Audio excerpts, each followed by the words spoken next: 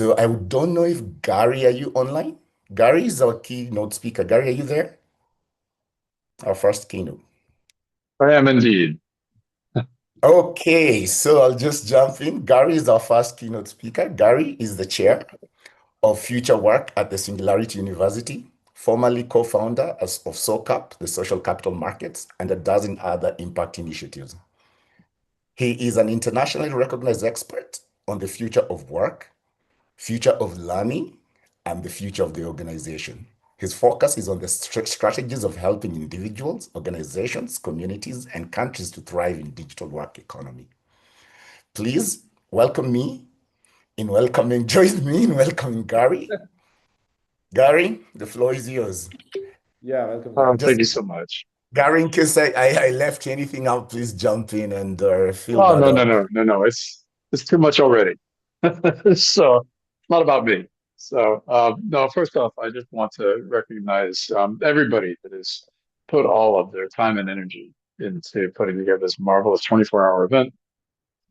It's I just have to always um, recognize Suto-san, Jun Suto, and Chris Ewald, my spiritual brother, Kunal, and everybody else on the team that has put so much time and energy into assembling such an amazing group of speakers. And I'm looking forward to offering just a few thoughts myself, and then I think we're going to have a group discussion a little bit later on. So I'm right now, this moment, I'm in Amsterdam. Normally, a variety of places around the world. Was in Addis Ababa speaking in Ethiopia at a conference last year, and had a chance to really talk with a number of people involved in helping to entrepreneurs, especially helping to bring the I call the AI tsunami to the continent. And but I wanted to maybe back up at first and offer some thoughts that I hope will be useful as we think about just what this unique moment in history is, and then really on the continent, to be able to sort of shape our thinking and our approach, and to make sure that we're really understanding the ways in which we can use these exponential technologies to be able to create a framework that encourages more compassion and human-centric initiatives in the world. And I thought that one of the ways to do that was to start off by talking about truth. And again, I don't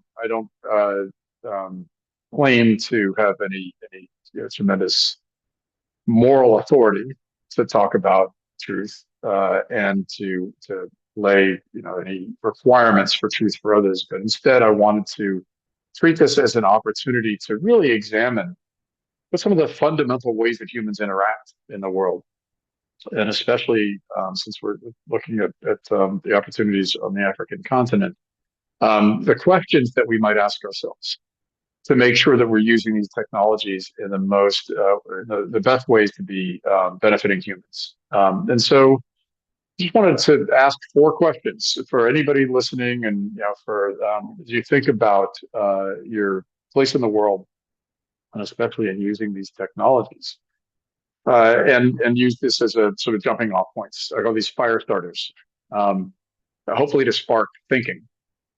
And so the first question is, why do we need truth? What is it about humans that guides us, that seems to compel us to require truth in our lives? Next, how have we determined truth in the past? Like, what do we do collectively and individually to decide what truth is? Third, and this is the question that I hear quite a bit. As a child of Silicon Valley for over 40 years, I've seen wave after wave of technology. And the question now is, in the age of AI, is it harder to figure out what truth is? And then finally, just given the framework of how we're all approaching this unique time in history, and these unique technologies, how can we reinforce truth that leads to compassion, and how might we use the technologies to be able to do that?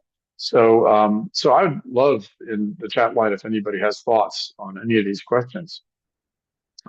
But I'd want to just maybe offer a couple of suggestions for ways to think about what's unique about our time, what's unique about the way we can approach these questions, and hopefully encourage you to be able to examine these questions again and again in your life, and to shape your own cosmology, your own approach to them. All right. So first, so why do humans need truth? What I would argue is that it's a survival skill. Each of us is born alone, and after we're born, we find out that there are other humans and we need to interact with other humans. But there's also a world around us, and we need to understand that. We all, our histories all go back to the savannah or the forest. And there was a time where the human brain needed to develop and decide what truth was. That is, what are the things that are true in the world so that I can predict what can happen and I can actually have, I can thrive, I can have a beneficial life. And if I see something moving in the distance, is that my lunch or am I its lunch?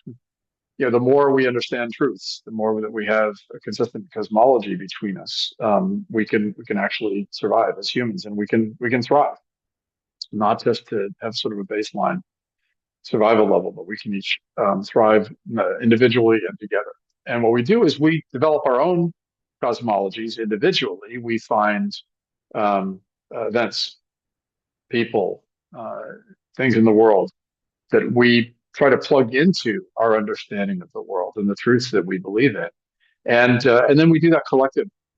We have often tribes, communities, religions, and they have often truths that are anchored in them. And then we have a process that we call scientific method that allows us to determine, especially in the physical world, what are things that we think are true, and to test those truths.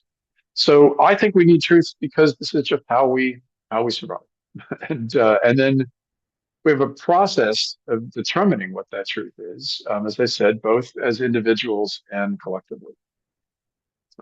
And it turns out that if we step back for a worldview, historically there have been schools of thought about truth. I just came from lecturing in Greece at a marvelous archaeological site called Aloysius, where for 1,000 years Greeks used to journey in a 9-day pilgrimage to try to understand truth, and especially truth about life and death.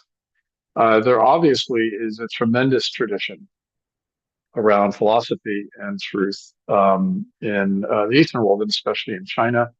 There's a tradition of determining philosophical truths in India, and then there is tremendous history of determining truths in the broad range of tribes and countries in Africa, and in the West and in the East. There's a number of processes that different cultures have gone through to determine truth, but there's a very unique approach to determining truth. For many African tribes, it's called divination, where what's happened in a lot of the Western world, especially, is we've sort of divorced ourselves from being anchored in the physical world and using the world around us to be able to continually divine what truth is.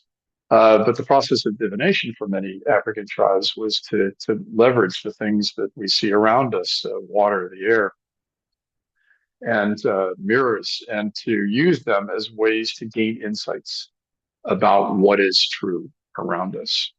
So now we come into the age of AI. We're all being continually inundated by the waves of the AI tsunami. And how do we then determine some of the truths? What is the cosmology or the information that's baked into the truths in these large language models and other technologies? Well, it turns out that it's not biased towards a variety of cultures, and especially certainly not to cultures on the African continent. The large language models, the data sets on which they're trained, are relentlessly Northern Hemisphere, Western Hemisphere, male, and often white. The data sources overwhelmingly come from people from those countries and cultures. and they are broadly represented in the data sets. But Africa is not. The percentage of data that's in a lot of the popular training models and data sets, Africa is an afterthought. And so this is actually a tremendous limit on the kinds of truth that can be found through using these tools. If you ask Midjourney or a variety of the other image generating tools to generate a picture of a woman who is beautiful or a man who is handsome, it's going to be a Western model every time, unless you change the prompt. And so these biases, these human biases that are baked into these models, don't make it easy to be able to discern the truth through these models. And it's very, very important that we have a collective perception of what we need to do to change that calculation. Because the youth that are using, especially that are using these tools and are in many cases using them as alternatives to traditional school and training, they have no real awareness that so many of these tools are biased, their data is biased, and the answers that they give are going to be biased, and that their cultures are not going to be reflected in the insights or the answers that these tools give. Right. So that's a big deliverable for us. We have to all commit to how we get more and more of the wisdom, especially that comes from the continent, into these models, so that the truths that are generated, the information that's generated, the insights, and hopefully the wisdom that we are able to discern and get from leveraging these tools, we have a capacity to expand the data, the sources, so that they are far more benevolent and incorporating the wisdom from the African continent. So my third question was, is truth harder to determine in the age of AI? And I think this is definitely perceptual. You might think that going back centuries or millennia, when the collective truths that might have come from a religion or from a cultural tradition, in many cases, when we were young, we outsourced that to a priest or to somebody else that we felt had the power and the insights, to a shaman or others. And so that might have been a time where discerning our own truths were more difficult because we had these cosmologies that we had strong impetus, strong influence, cultural and societal and community influence to adopt. And now we've opened the aperture. We have all of access to the world's information on what I call our digital distraction devices. And especially with these large language models, a lot of that information is now fed in to these processes where we gather information. And the challenge, of course, is that when we pair it with social media, is that the line between truth and non-truth can blur. And we can be overwhelmed, significantly overwhelmed by the perceptions of others. So in some cases, the algorithms are appearing to be humans, but they're not. On the internet, nobody knows that you're a dog, and with AI models, nobody knows that you're not a set of algorithms. And then humans are using them to basically shield themselves from a lot of the need for self-truth. We can hide identity, we can hide what we really believe, and we can leverage social media to sort of overwhelm other people's perceptions of what truth might be.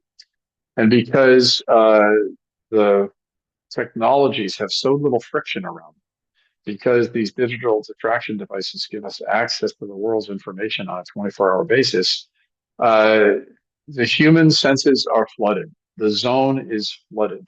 And so what we get is so much information that it can be very hard to discern the truth because more and more information just keeps coming at us. And it often sounds very persuasive, or because the world is so complicated and others are offering us truths to be able to, or what they believe to be truths, or what they want us to believe are truths, to try to knit all of those disparate events together and somehow show that they're connected.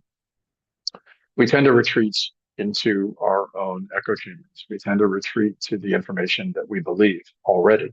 And then we accept new information, even if it's logical or challenges what we might otherwise believe to be true because it's comforting to us.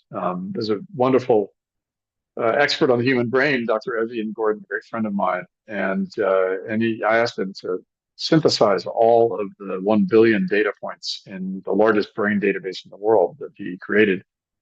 And he says it's very easy to understand how what we look for as humans, and especially when we look for truth, is we retreat to safety first. If we get flooded, we get overwhelmed by the information that's coming at us or what we see in the social media sphere, we retreat to safety. And often safety is the truth that we already believe. And so this is an opportunity for us. It's an opportunity for us to try to open up the aperture and instead look for ways that we can better understand others and not just retreat to our own beliefs, but to really understand the truth that others have and how we might all be able to collaborate on building shared truths. So here's one way to think about that. I think that's an opportunity for us to all reinforce truths, processes for determining truth that can lead to compassion. So I have truths that I believe, and you have truths that you believe. But then, especially as we're growing and changing and developing as humans, that could be fairly fluid. We might develop new truths or new insights. And what I hope is true is that for many of us, there's a shared set of shared truths, our truths, truths that both of us believe, and then there are things that we don't necessarily both believe. All right. So what is the opportunity here is to see what we don't agree on as an opportunity to better understand. And it's only when those truths that others hold that impact your life that have a process of othering you. That is where we need to all leverage AI for compassion. We need to use these tools to be able to better understand why it is that others have developed their cosmologies. And then where a cosmology or a set of beliefs, a set of understandings of truth impact ours, take away our power, take away our opportunity, that is where we need to have the dialogue. That's where we need to leverage technologies, not just AI technologies, but to be able to continually communicate with each other where we can not only understand why it is that we believe certain truths, but how it is that we can adopt more shared truths in a world of continuous exponential change. So I'm going to stop there. I think that's the end of my time, but I'm looking forward to discussing some of these ideas when we get together with the group discussion. Um, Thank you very much, Gary, for those thought-provoking ideas. I'll just look at the chat. Just um,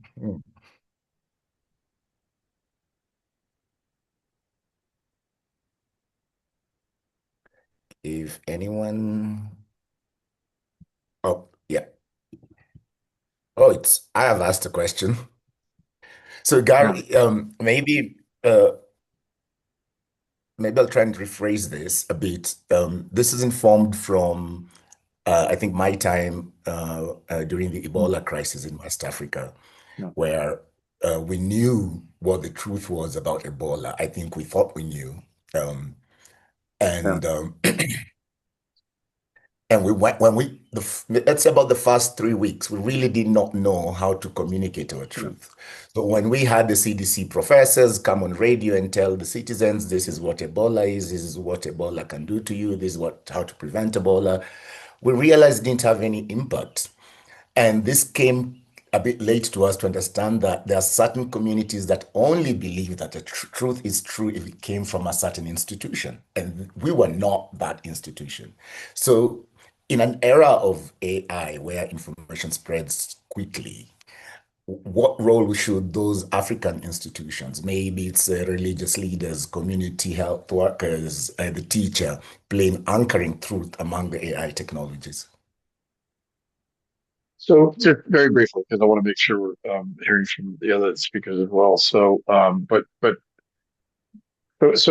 first, if we could wave a magic wand and every single human on the planet when we were little humans could be exposed to the idea and the process of critical thinking, we would have a foundation, a layer on which a lot of our processing of the information that we hear would be filtered.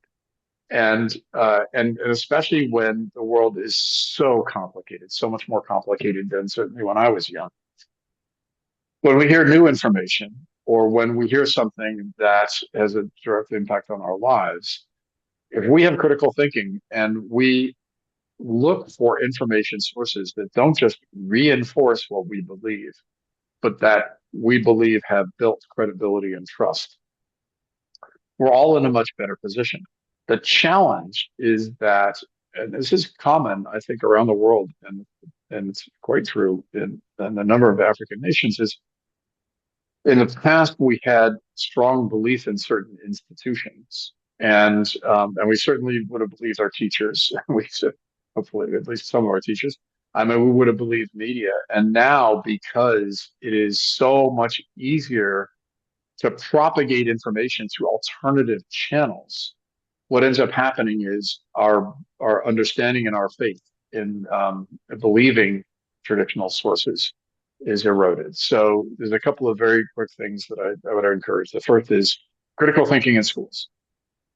So the more that we can teach children as young as possible just how to discern information. My son is now 29, but when he was young, we would let him watch a lot of traditional media until he was 10 or 11 so he could question the media source. And especially when there's somebody trying to. So that's the first one is teaching critical thinking as a young an age as possible. Second is find trusted sources that don't just reinforce your existing beliefs, but that you believe have a process of determining truth and hold their feet to the fire. If somebody says something that you aren't quite certain is true, ask. You need to ask them. You need to question them strongly to determine whether or not they really are just doing what we call a media hot take, just a really quick story on something that's happening, or they actually have not just an opinion, but an informed and intelligent opinion. Third is anchoring in communities. So I do a lot of work in Brazil, for instance, and in Brazil, the government was not supportive of vaccinations during the global pandemic. The communities came together all throughout the country. And in some cities, they had a 97% inoculation rate. So that's where the community says there is a threat to us. We need to come together, determine what the truths are, and then we need to help each other to be able to thrive. And so the greater the social cohesion we can have as humans, the more connected we can be, especially in our communities, the more we're not operating in isolation, which is something that unfortunately is quite easy to do in the modern era. The more we have that anchoring with our communities, the more likely we are to be able to build shared truths that can overcome the misinformation from the wave after wave of information on social media. Thank you very much. I will see if there's one more question down there. No. Um, Thank you very much.